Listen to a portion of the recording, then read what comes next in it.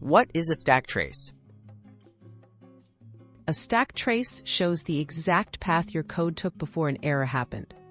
It lists the sequence of function calls leading to the problem, letting you track down where things went wrong.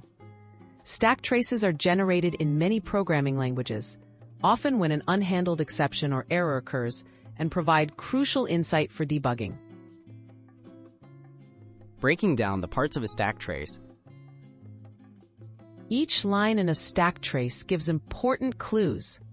Look for the function or method name, the file or module name, and the precise line number where the code was running. The bottom of the trace is where the error originated, and the lines above show the chain of calls that led there. Common errors shown in stack traces. Typical errors include null references, type mismatches, and out-of-bounds issues. The stack trace will mention the type of error, such as null pointer exception or index error, making it easier to identify exactly what failed. Recognizing these patterns can help you fix similar bugs more quickly in the future. Reading stack traces in different languages. Stack traces in Java, Python, JavaScript, and other languages follow a similar structure.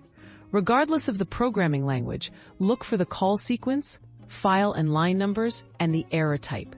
Some languages print the most recent call first, while others list the origin at the bottom. Always read carefully to avoid confusion. Tips for pinpointing the cause of errors. Start by reading the error message and then follow the trace to the root cause. Check the line and file where the error began for any suspicious code. Use breakpoints, print statements, or logging tools to understand what caused the failure. With each investigation, your debugging skills will get sharper.